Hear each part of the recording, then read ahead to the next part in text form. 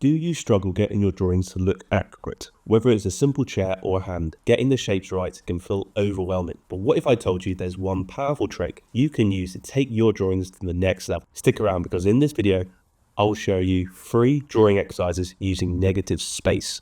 And by the end of it, you'll be seeing and drawing with a whole new perspective. Drawing a chair exercise. Let's start with something simple, a chair. I've cropped the reference photo so you can focus on the negative shapes around the chair, rather than the chair itself. By doing this, you'll be concentrating only on the space between the legs and the backrest, and also the chair itself. This technique helps us to break down the structure and draw with more accuracy. Instead of focusing on the chair, let's shift our attention to the negative space between the chair itself, legs, and the backrest. These spaces, like the areas between the legs, form unique shapes that are just as important as the chair itself.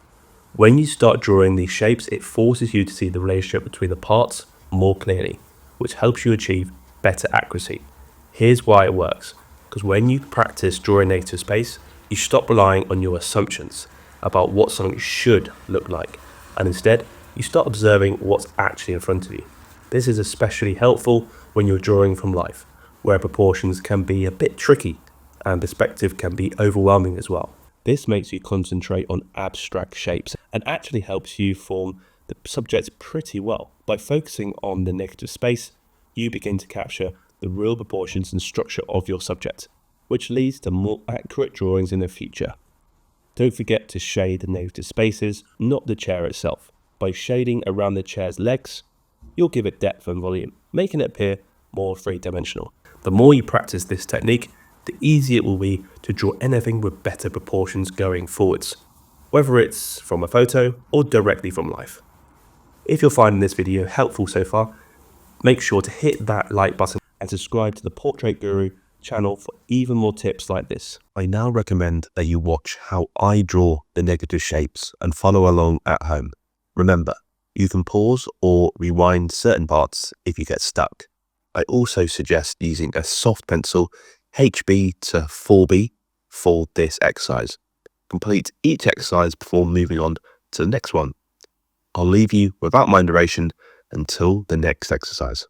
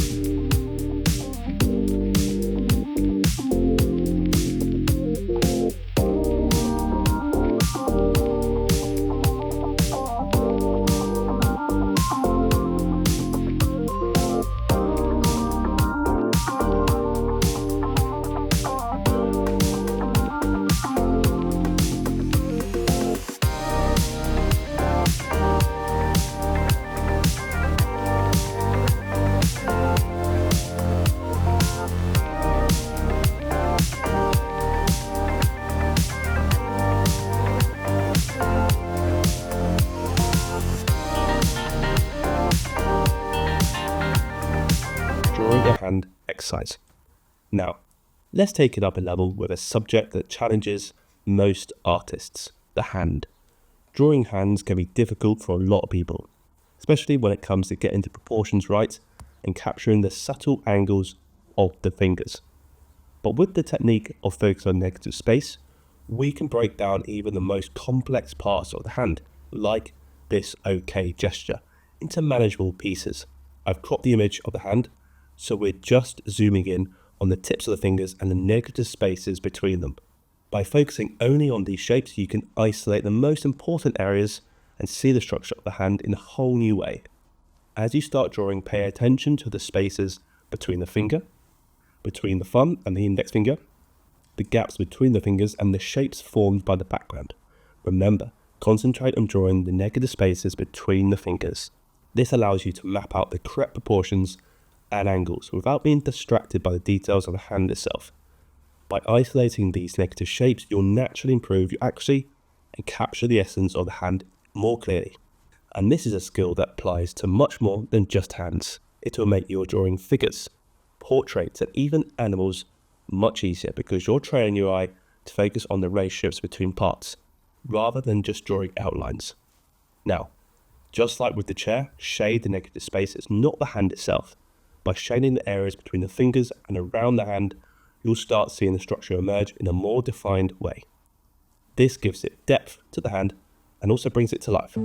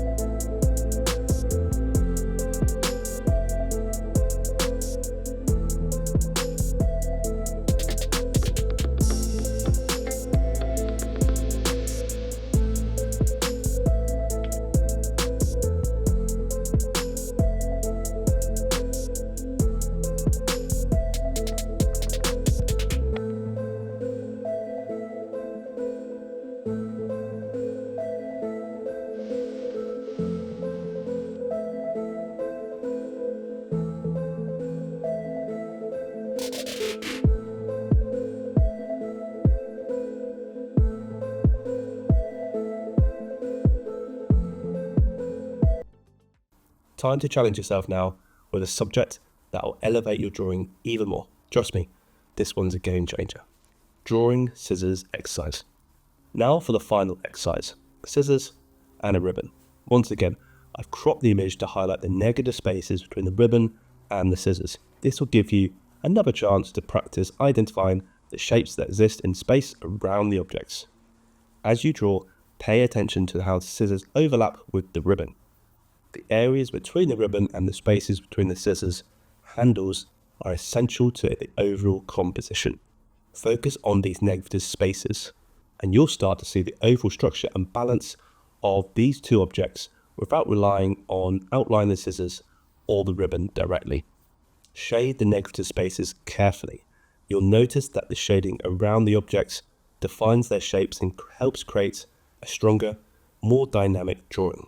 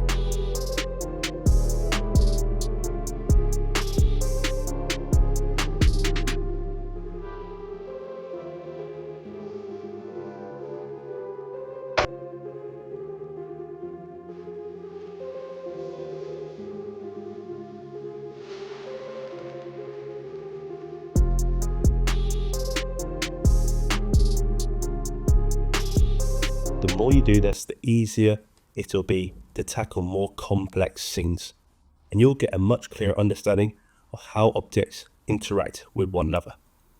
By now, I hope you're seeing how powerful negative space can be for your drawing.